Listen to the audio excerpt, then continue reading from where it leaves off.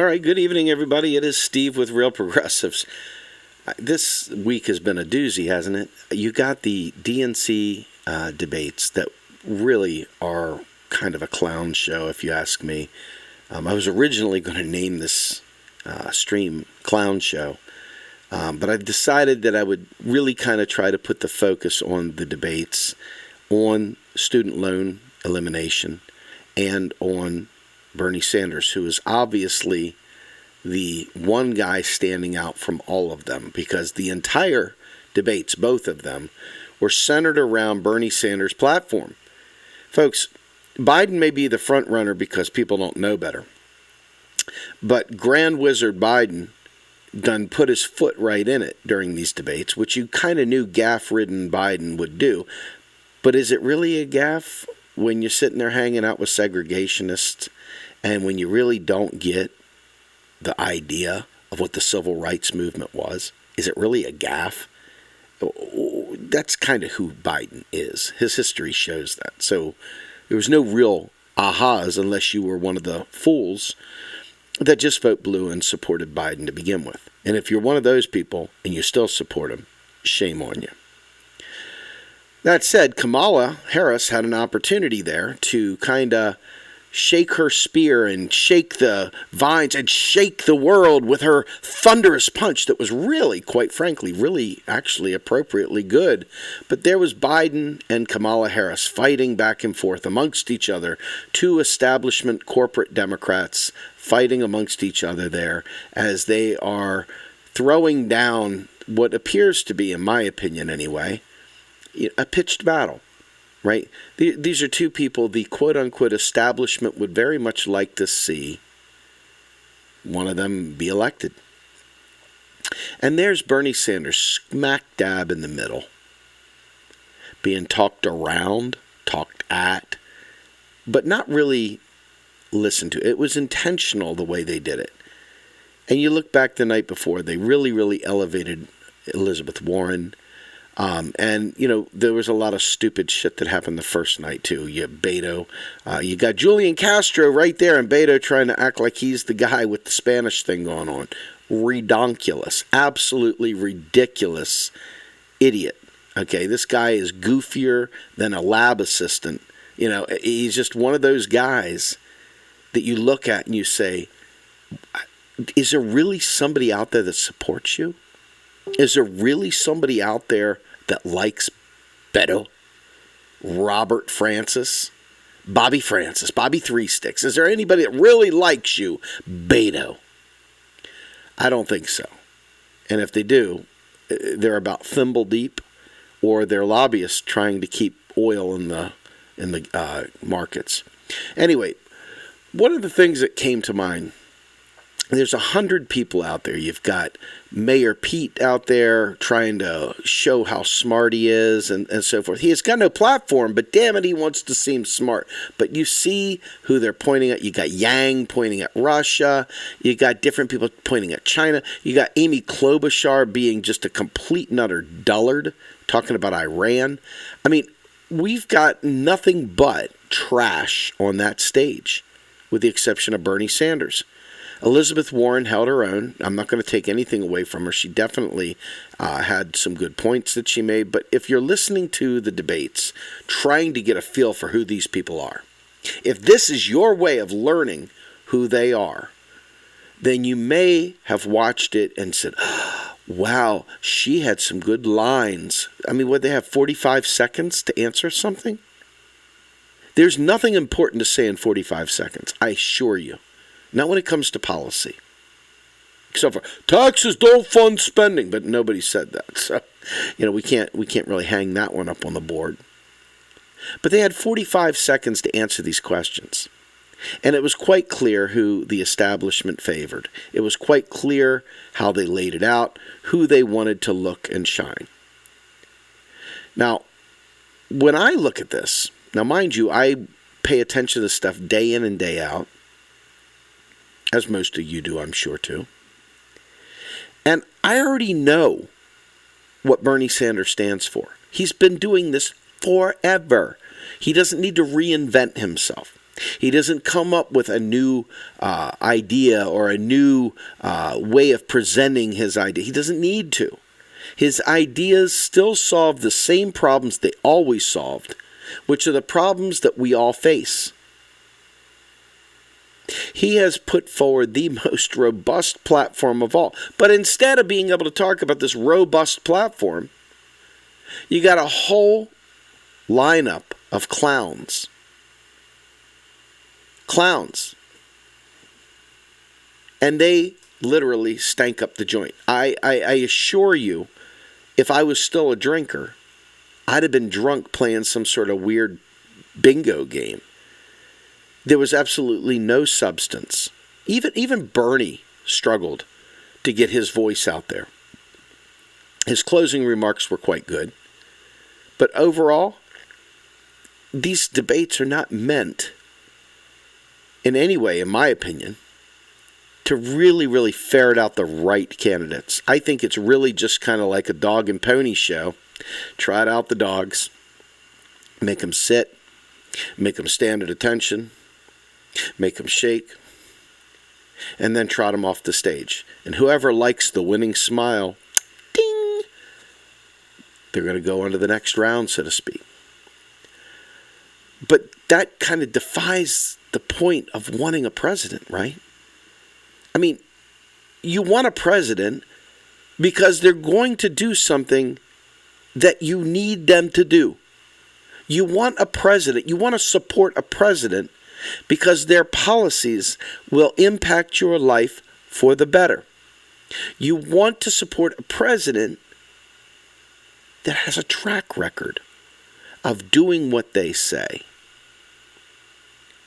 Now, folks, there's a ghost in here. If you look at the other candidates, now, real progressives busted out one Cory Booker, secret camera, way back when. Diane Moxley and Jeff Epstein of Citizens Media had gone in there to talk to Cory Booker with a host of other people and asked Cory Booker to give back the big pharma money. Cory Booker is a fraud.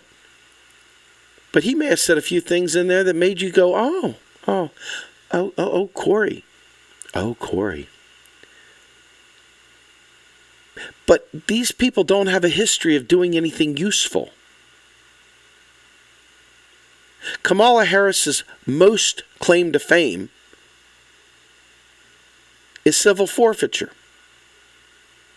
and being the top cop, putting people behind bars, and letting some really bad dudes get off scot-free.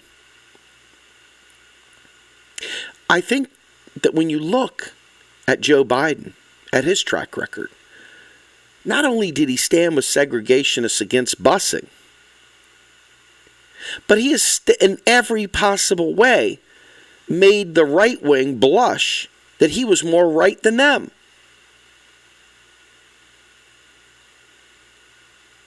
Joe Biden, you are anathema. You are not a good dude.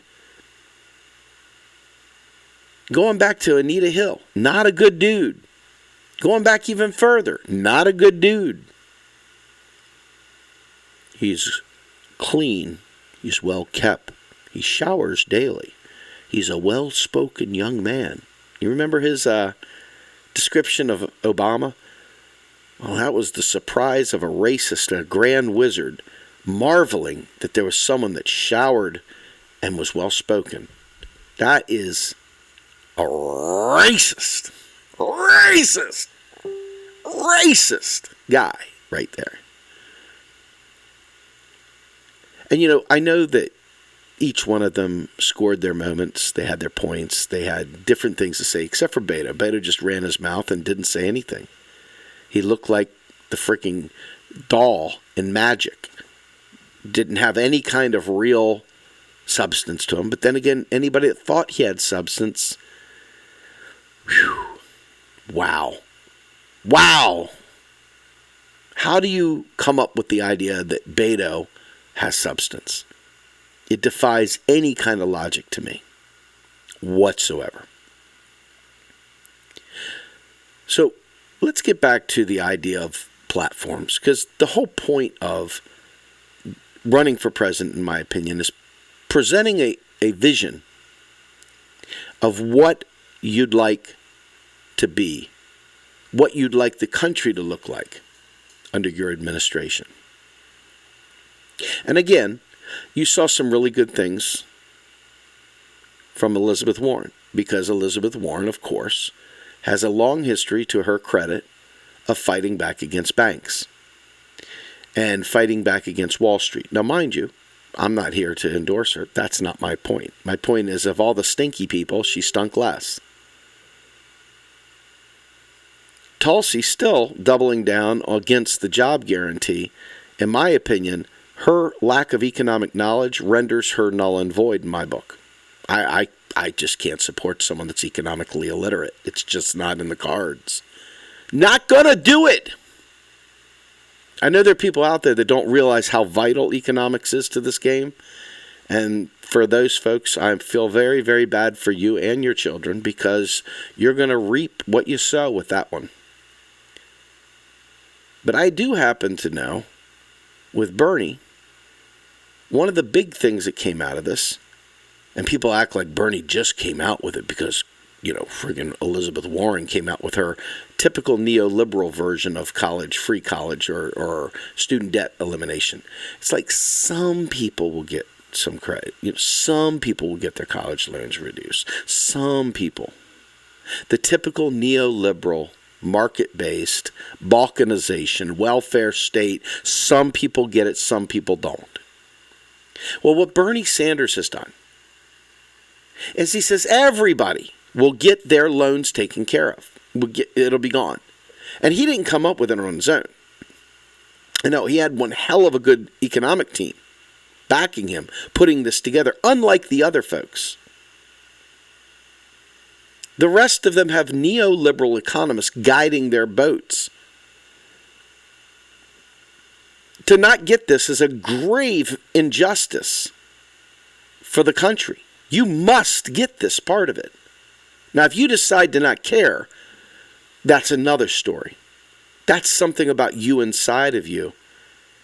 It's something about your character if you don't care about the economics. Because there is no way to do a program without economics. Period. And you can sit there and say, well, Congress won't go along with any of this, but that would be a sign of a loser to say such things, because Congress doesn't go along with anything unless there's enough pressure on them to do so. And for those preemptive, surrenders out there, for people to, Bernie's programs are probably not going to get passed anyway, so your preemptive surrender ensures defeat. Bravo. Well played. Go get yourself a cookie. You, sir, are the biggest loser. And in my mind, understanding student debt and the huge burden it puts on the entire economy is just overwhelming. $1.6 trillion worth of student debt owed to the United States government that creates currency at a whim. When it's Congress spends on it, it creates currency. So you've got $1.6 trillion worth of trapped money.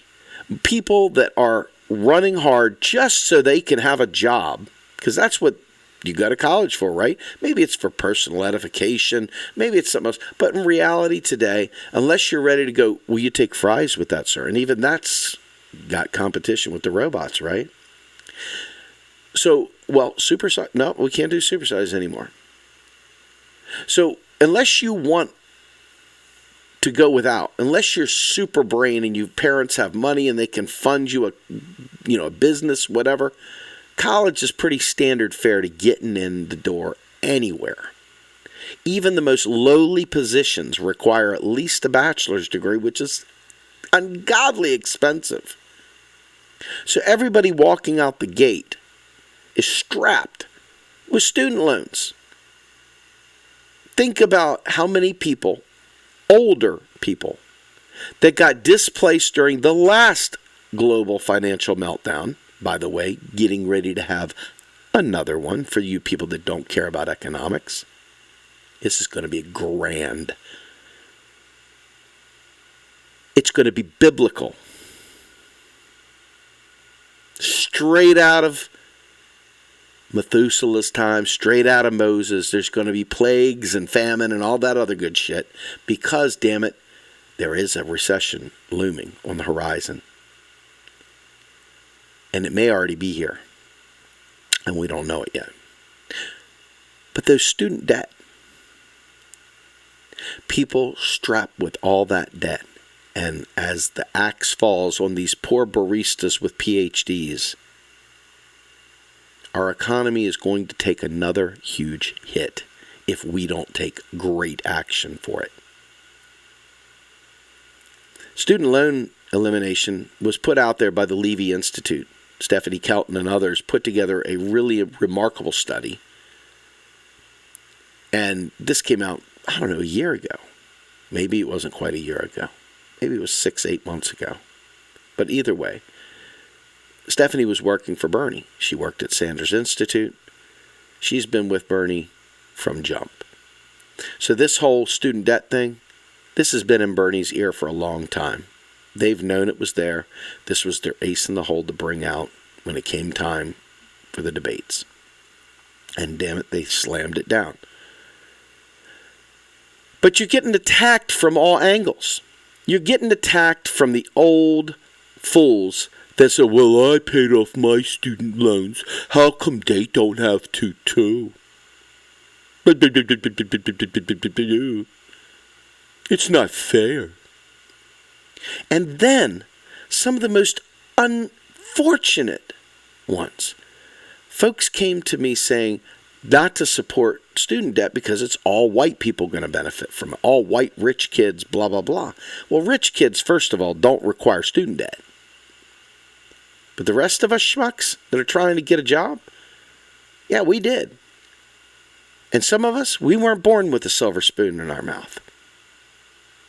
And we're not going to get into the Jaws debate where you're sitting in the hall talking about your shark bites and who had the bigger bite. Well, my scars got 72 stitches. I suffered more than you. See, that's the kind of neoliberal us against them at the low end bullshit that I'm sick of. And so they were like, if you don't support reparations over top of eliminating student debt, well, you're going to get more Trump. Now, see, this is another failure to understand economics. Basic economics, unless the goal is to ensure someone suffers. And if that's the case, sorry, folks, I can't get with that. But if you just don't understand economics, which means that we can handle reparations, and we can handle a job guarantee, and we can handle getting rid of student debt. It's like the morons on the conservative side that sit there and say, hey, stop taking care of immigrants. There's U.S. children that aren't being taken care of. Okay, well, let's take care of the U.S. children. Well, we don't want to spend any government money. Let's find market solutions. The same kind of bullshit. And with all due respect, because I'm a huge supporter of reparations. Huge. Don't you fucking dare try to put one against the other. Because there's a lot of suffering in this world. And some of it is outside of that group. And there's no reason that we need to create another bit of hate when we can solve both. So there's Bernie Sanders up on stage, getting hammered by the left, getting hammered by the folks that don't want anybody else to get rid of their student debt, being hit by the right, crazy Bernie. But he's the only one with a fucking plan. He's the only one with a plan. The rest of them are aping his game, and they're always doing it in a watered-down version.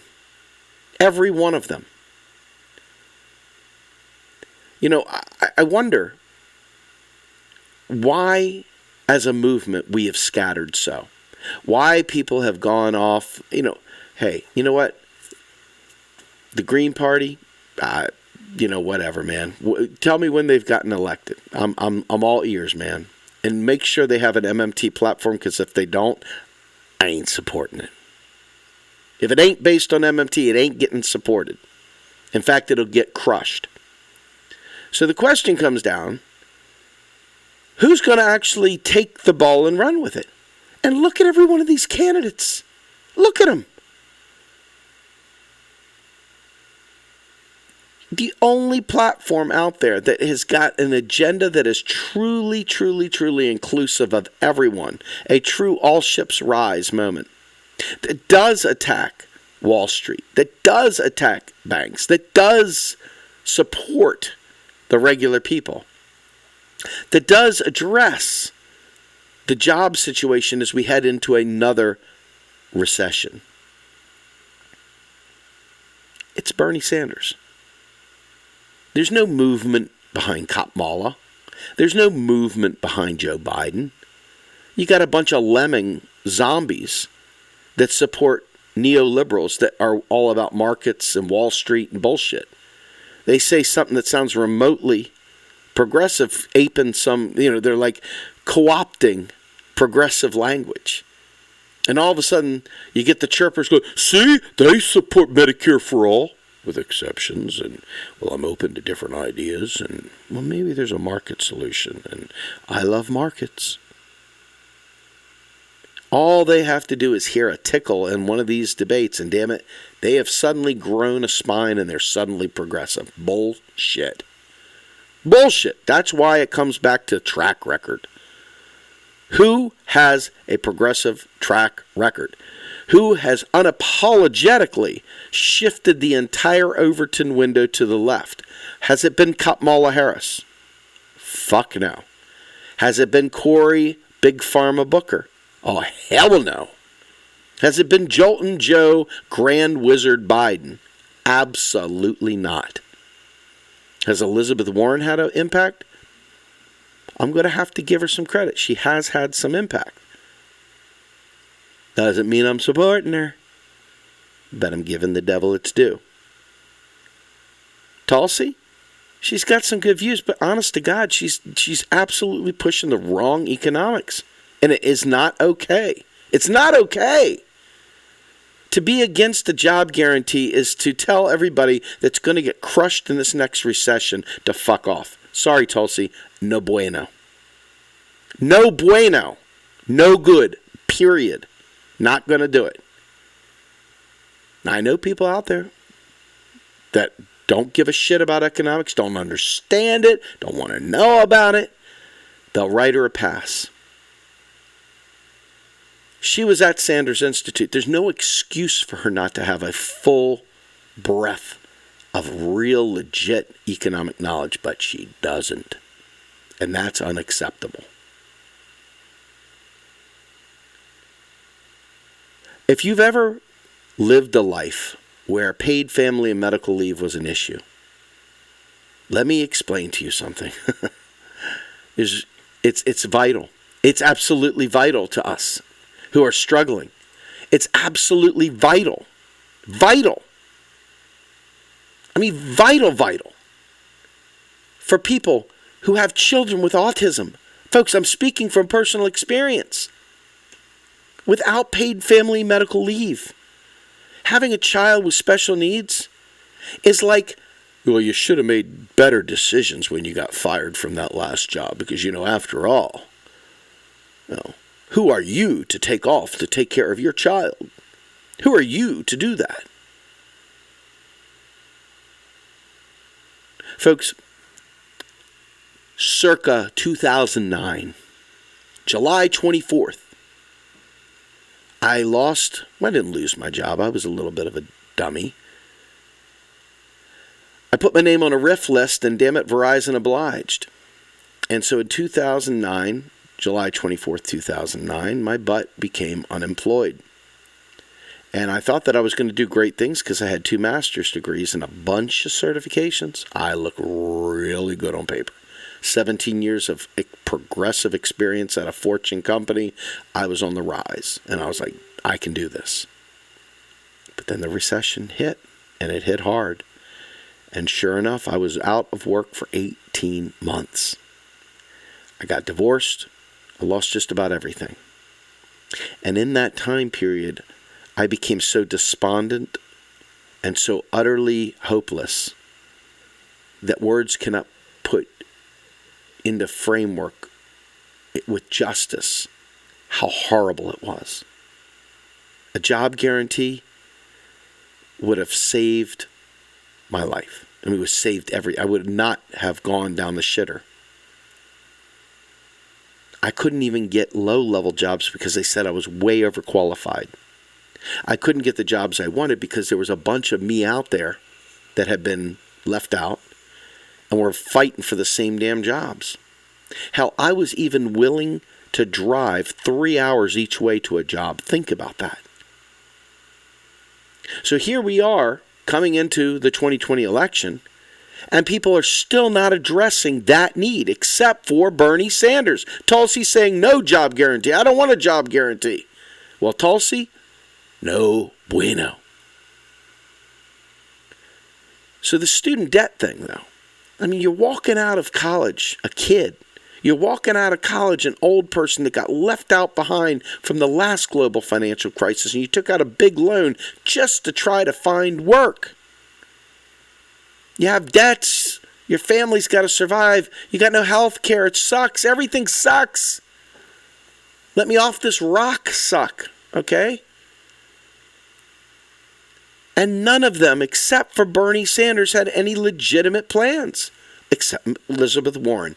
But hers were still means testing crap. They were still, well, only the people with 25,000 or less, or 100,000 or less, or people with green eyes have this, or people with purple hair. You know, Kamala the same way. All this neoliberal balkanization, only some people get it, other people don't. Crap. Bernie Sanders is making everything a citizen's benefit. A right to a job. A public option for a job.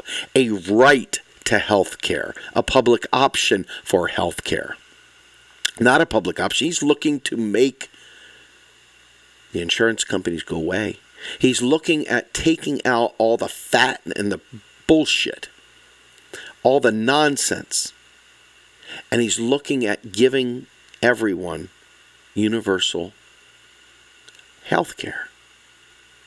Now, mind you, Medicare for all is not the same thing. But it's a lot better. It's a freaking hell of a lot better. Huge amount better. And you got these dodo birds. They're like, well, you know, Bernie's not left enough. He's not a real socialist. He's going to keep capitalism alive and well. Think about FDR. The real New Deal. It only just propped up capitalism. But I can tell you right now, my life would be a hell of a lot better. And so would yours. Is it perfect? God, when I look at my Canadian friends being able to go on a camping trip and enjoy life and not worry about their health care, yeah, it'd be a hell of a lot better. And I look over there at my friends in Australia. They don't have to worry about it. We got people here. A friend of ours has breast cancer. And she's out there with a fucking GoFundMe page so she can fund herself to get treated. Think about this. These people, well, you know, let's think about how we're going to do this healthcare thing. Let's think about it. Let's debate. Let's have a think tank. Let's go ahead and have a discussion about what some of the options are that'll keep the insurance companies happy. And yeah, something like that. Fuck that. You know, we say people are dying, and I'm not joking. I'm not misspeaking. People are dying. No, they're not, Steve. You're being hyperbolic. Fuck you. People are fucking dying. People are getting sick, and they got no chance in getting it well. When people don't have any hope, they start sizing up the rafters, and they say, that might be the rafter I put my noose on. That looks like a good place to die. because that's what this shit does. And only Bernie Sanders is offering a way out for all of us. And he's not just offering it up. He's been doing this nonstop. He has been pushing the Overton window like a one-man band with a huge army behind him. None of these other clowns have been doing anything remotely like it. Not one of them. Not a one. Not a single one. So when I think to myself, the DNC rigged it in 2016. In 2020, they're using some different strategies.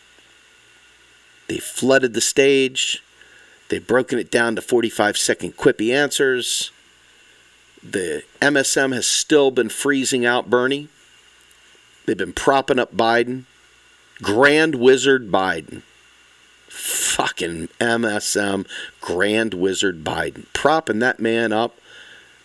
He doesn't need to be propped up. He was a vice president. He served 2 terms with Obama. Let him stand on his own. But Biden is way more conservative than even Ronald Reagan was, guys. Do you get this?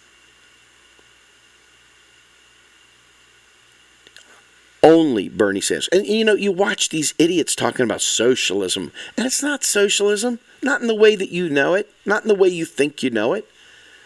Citizens' benefits are not socialism. Social spending is not socialism. We're talking about a social democracy with democratic socialism layered throughout. We're talking about giving the people freedom to not have to chase after a dollar to survive. And I have no idea what bigger sales pitch other than your own existence than the idea that when you understand how federal finance works, you begin to realize that they're not taking from you to give to somebody else. Eliminating student debt for all those other people will make the economy go, which will help everybody, including the people that previously paid off their loans. The economic stimulus of doing so is well documented in that Levy paper. Of course, it's modern monetary theory, because it's the only coherent economic message out there. It's the only one. And Bernie's the only one that's taking it serious enough to load up on MMT economists. He has a woman, and women economists are few comparatively to men. But he has got a top-line woman economist leading the charge. And sure enough, everything from the federal job guarantee that would save all of our asses the next financial crisis, which is right around the corner. You heard it here, right around the corner. And on top of that, all the other benefits throughout the entire sprinkling of his platform. When you have a big vision, you can lift ADOS, you can lift even Trump supporters, you can lift these people over there, those people over there, all people. You can lift Americans. And guess what? When you see an immigrant come into the United States, people aren't talking from a lack of. They're no longer talking from a position of scarcity where they're drowning and they're looking at somebody coming in getting benefits and going, hey, get them out of my fucking country. No, you've created a just and caring economy. You've created a situation where people that do come here can seriously benefit from coming here. And we can benefit from them coming here because they help us get better. They add to our culture. They add to our overall intelligence. They add so much. And instead of hating them for taking away the scarce jobs because we don't have a job guarantee, because there is no public option for employment, we have a hate-filled country, a country that lives and dies off war. And which of these candidates is the great anti-war candidate?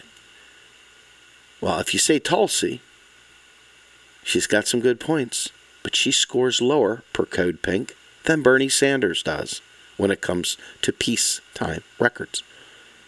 And when you think about it, what do kids do when they come out of high school? They get met by the damn military recruiter in the parking lot before they even have a chance to take the cap and gown off.